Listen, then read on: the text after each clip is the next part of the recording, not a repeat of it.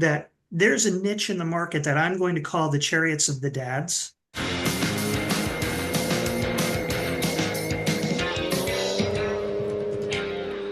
Welcome back to Car-Pinionated, our weekly show on cars, the car industry, and driving in general. I'm Doug Stewart, dual executive producer for Fox 61 in Hartford. And joining me is Glenn Packman from beautiful Fairfield County and Jeff Buchholz from WBBM in Chicago, 105.9, Chicago's news leader. Is that your promo line? Yes, yes, Okay, yes. Your home for traffic and weather together on the 8s and breaking news when it counts. there you go. All right. So, gentlemen, there is a new Honda, and it is an SUV, and they're kind of breaking their traditional Honda-ness with this vehicle. It's the new Passport Trailsport, and it's rugged. It's rugged looking. I think it's probably the most rugged looking Honda I've ever seen. Um, with that, Glenn, what are your thoughts on the new Honda Passport Trailsport? Uh, in our recent What Would You Do for $200,000 episode, I mentioned that one of my choices would be the Toyota Land Cruiser. And I think that this car has the Land Cruiser in the crosshairs. I think that's really why Honda is going after it, is because they took a long look at the Land Cruiser and said, that's nice, good job. There's a little bit of that retro feel there to SUVs of old.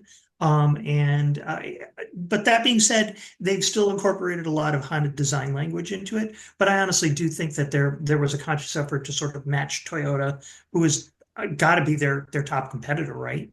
Or at least in the top three. But I really think it was to match something that they have in the market that Honda does not. And even if they didn't do that, great job anyways. I mean, why not? SUVs are big sellers. The more the better, I guess. But does it fill a specific spot in their lineup? I don't know, but I don't care. They've done a great job with it. So good going Honda. They seem to know what they're doing after all these years. Yeah, yeah. Dovetail for a sec. I always credit Honda for having so much automotive savvy. They always seem to know what the right thing to do is. They've had very few missteps over the years. Very few. We won't talk about the Accord Cross Tour too much, because that was a misstep. Which I would argue was ahead of its time. Okay, maybe. Unlike most Hondas, I found that car to be profoundly ugly. As Doug knows, and now the rest of the world will, I've had a little bit of a thorn in my side about Honda, because some of their dealers tend to be a little condescending about the fact that they're Honda dealers. Like, well, if you're not buying a Honda, well, then what's wrong with you? That kind of attitude. And I've seen that at auto shows, and Doug will tell you the story about how I sort of blasted somebody once for being that person. But that aside, the company, the product, and everything, it's a well put together car. You're never going to have to worry about it. Doug, I think you called Honda a great car for people who don't want to think about driving, but they still make drivers' cars. And that's the difference. Yeah, a lot of people buy a Honda and then they don't think about, did I buy an Accord? Yep, I got it. Okay, well, I drive an Accord. That's all. But the Accord is still a great, great car. And so hats off to Honda. Not a car with a lot of compromises. Yeah, right. Exactly. And they have been doing this for years, and they are a class leader for that. And so once again, it's just another car from the class leader that I think does a great job at filling the niche that they've carved out for it. So good for them. Jeff, what are you thinking about this new Honda? So it feels like a response to these kind of off-road coated crossover sport utility vehicles. This seems to join the Ford Explorer Tremor. The Timberline is going away this year, and the Tremor is going to replace it. There's a Nissan Pathfinder. Is it the Rocky something? Rock Creek Edition? That's what it is. Yeah. That's what it is. We just saw the Subaru Forester Wilderness Edition at the Chicago Auto Show, which is coming out I think it'll be out next year.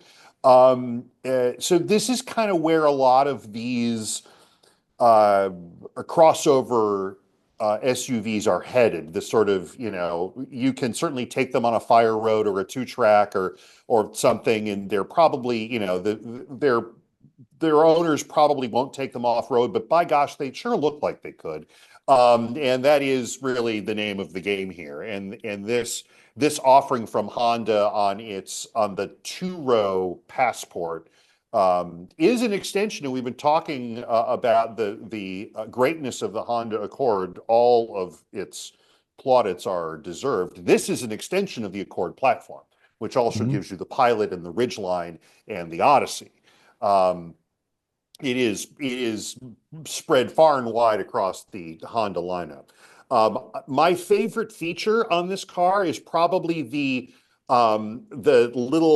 three little indents or scoops or vents or whatever at the leading edge of the hood. It's Mhm. very Nissan hardbody, which is, in my view, sort of one of Nissan's iconic designs from the 70s and 80s. Yeah. And especially as expressed in the first gen Pathfinder, which is Mhm. still a great design for that company. So when I saw the first pictures of it, that's what I thought. It was like, oh, it's the Honda hardbody. I'm actually really okay with this. And you know what? It'll find an audience. If nothing else, I think it'll help the Passport stand out a little bit, because I think Yeah. it kind of gets lost a little bit because the Pilot is so good, and at least here in the Chicago area is very ubiquitous. Mhm. So this will help it kind of stand alone as opposed to just being a shorter Pilot. Mhm. Yeah, I think you're absolutely right on that last point because, for a long time it was, yeah, there's the Pilot. What's the other one called? What? And it just got lost because it was so similar size wise, And and design I just wise, you just didn't feel any big distinction with it. And I also agree that it's there to win the rugged award for the supermarket parking lot, Mhm. and okay, good, have at it, enjoy, and without just making it a trim package, right? Mhm. How cars of our youth, like, oh, it's the SS model, and it was basically the SS model was a bunch of stickers, right, Mhm. and maybe different wheel covers.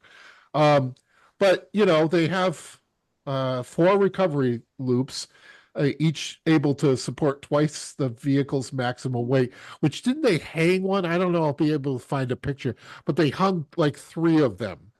Wow. Yeah. Um, the C pillar and suspension have been reinforced to withstand off-road stress, and if you've been off-road with vehicles, there's a lot of twisting and turning that Yes. goes on that you don't even see.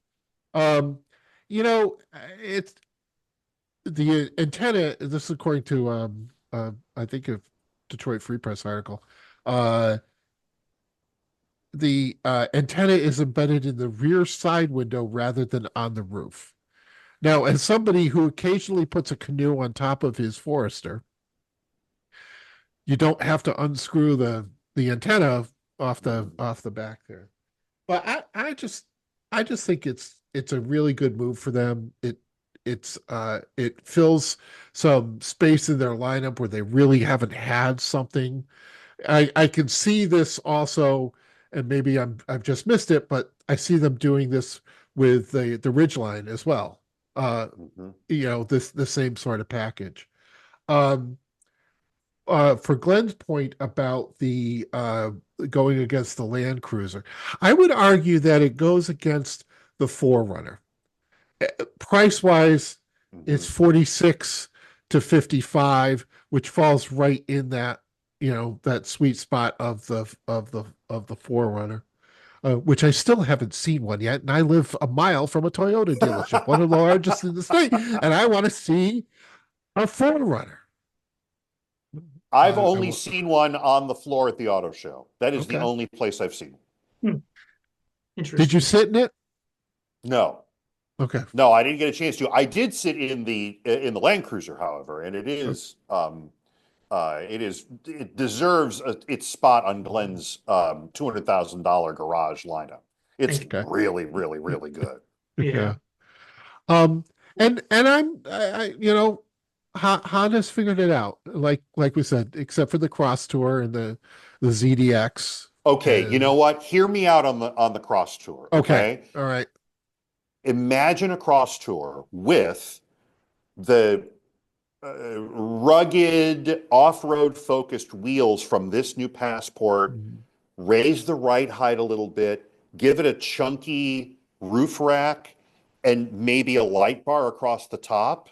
I give Mhm. you the Honda Cross Tour Dakar Edition. I'm telling you, Absolutely. it'll sell. And Right. I would buy one and make one if I could. And like I said a couple of minutes ago, it was the wrong car at the wrong time, you know? It was more out there from a styling standpoint than its two major competitors, which were the Ford Edge and the Toyota Venza. Yeah. Yeah. Yep. Yep. Yep. Absolutely. Right. I Right. think the Venza erred on the side of being a little bit too boring, actually. Agreed. Yeah. It didn't have any sort of excitement. Yeah. So, Right. this car, I'm you introduced me as being from Fairfield County. For those of you who might not be familiar with the area, Fairfield County is the first part of Connecticut outside of New York. So we're really a suburb of New York as opposed to the rest of Connecticut, which is Connecticut. Because of that, we see a different demographic here. We have a lot of people who live in this, live in the area, work in the city. There's a fair amount of income here. I'm just making a general, broad, overarching statement. I'm not saying everybody here is rich. There's a lot of rich people here. Um, but and there's working class people too, but we do have our share. The point of all of this is that there's a niche in the market that I'm going to call the chariots of the dads. It's that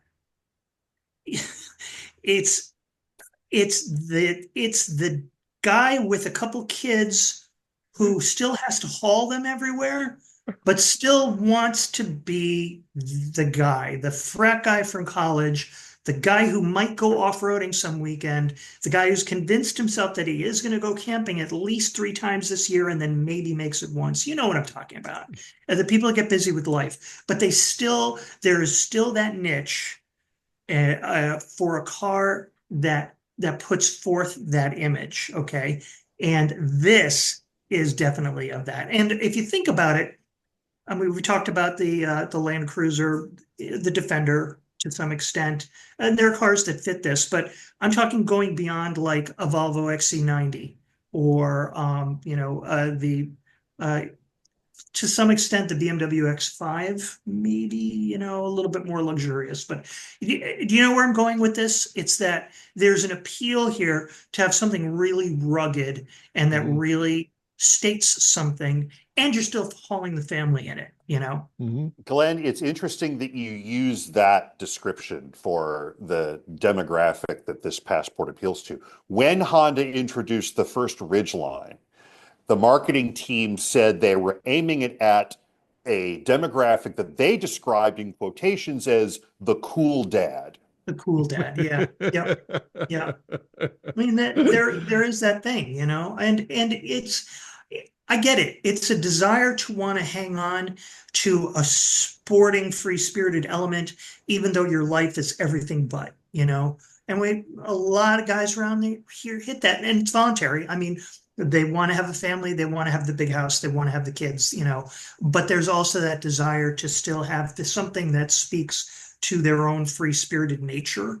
And Yeah. this car is it. That's 50 it. years ago, those people were buying Cutlass Supremes. Now they're buying crossovers. Right, exactly.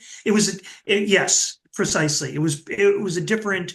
They were trying to put forth a different image of themselves, but the idea is there for sure. So my dad had a Mercury Cougar XR7 with the leather Landau roof and the opera window and two-tone leather interior. And I tell you, it was the leisure suits of cars, and it was that thing. Yeah, yeah. My father had a Cutlass Supreme, a Yeah. '77 in the 1 year only Mandarin Orange Metallic. Wow. Ooh. Right, Wow. right. Wow. With the I buckskin landau top and buckets. And yeah, that was quite a looker in 1977. I Mhm. think that it may be the EPA has banned the use of that color Yeah. since just Ah. speculation. But it could come back. We don't To know. this day, I think orange is a great color for cars. And every now and then I'll see like a Mach E and Grabber orange or something like Mhm. that. And I'll be Mhm. like, you know what? That's a great color. That's a Mhm. Mhm. terrific color. Uh, because I have to mention every podcast, but Buick has Buick has copper ice metallic, and it's an orangey shade, and it's Okay. actually really Oh, sharp. that is a good color. I It is a noticed good too color, yeah. that Buick has they're showing a blue on the Invistas now for this model Mhm. year that I'd not seen before, and that's a really handsome color. Mhm. It is. It Mhm. is. Yep. They've done a nice job with the color lineup, and we have their red right now, which is really sharp That too. is a good red. You're right about Mhm. that. It's all about a And good color, but yeah, I agree yeah, with you and about orange. It's an unsung color. So, and ironically, I'm looking at an image right now of the Trail Sport, and it's in orange. So, Mhm. Mhm. oh, I think I am so happy to see colors back. I am so happy because how many silver, gray, black cars that you can see, and I own a black car, and I'm like, oh my God. Yeah. mhm. Yeah, I think it's interesting. I feel like the last 2 or 3 years there have been advances in gray technology. I Yeah, feel like we're seeing a lot of like cloud type colors, which are kind of fun and ethereal in a way. And then some companies are introducing a little bit of blue into that, and that's kind of neat. But yeah, you can't beat having and it's too bad that in a lot of cars the good colors are really only unlocked if you're buying a higher trim level. Right, yeah, right. The yeah, the, Yeah, the base exactly. model colors are still black, white, and silver, and then also a gray. Right. right, right. Yeah, but While yes, we've while we've gone down this rabbit hole, if I can gripe for a second, I have really like a visceral anti-bad reaction to the really popular solid flat gray color that's everyone's doing right now. this is what I And was talking about. it, Yeah. it's Yeah. just, and I finally figured out why. Whenever I see one of these things, I'm like, oh my God, why couldn't you just make it metallic and give it a little depth or something? And I finally figured out why that color grates on my nerves so much. And it's because it looks like the entire car has been bondoed and then buffed. That's why. And people don't remember Bondo, is what it comes down to. Yeah. Men We're of a trying certain hard to age. forget it. Yeah. Yeah, Yeah. exactly, exactly. I'm scarred about Bondo forever. But seriously, that's the color of what Bondo used to be. It is Sure. interesting that those colors, because you're right, those colors have no dimension at all. None, And none. Right. Yeah. I mean, when those colors first started popping up a few years ago, they were kind of eye-catching in that way because of the sort of absence of Right. dimension and depth. But now Um, everybody's doing it. Everybody. yes, And it's just Yeah. yes.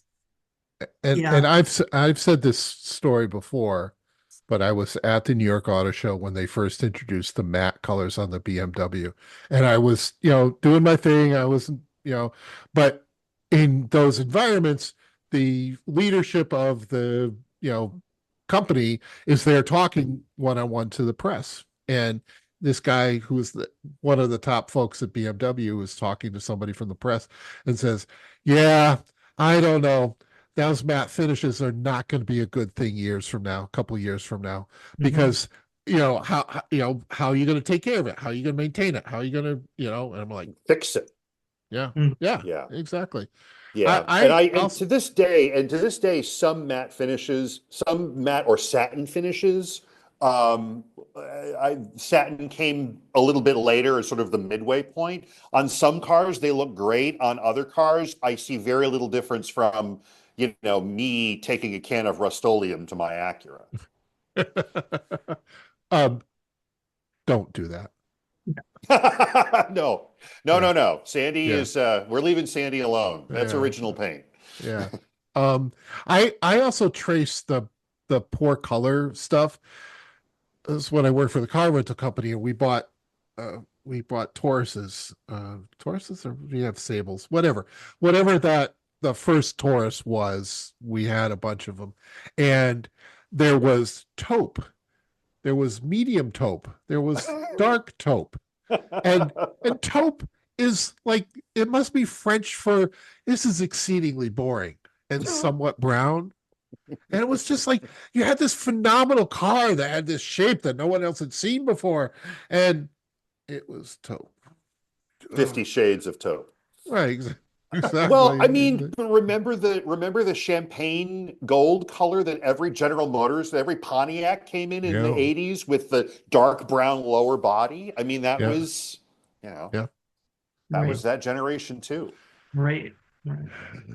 And now we live in the generation of the flat Bondo gray color. You know what? It's just so simple. Forgive me. I'm going to go back to Buick for just 1 second. Their silver gray is called Moonstone Gray Metallic, and they offer it on every line. And it's almost that color, but it's a metallic. So it's got that depth.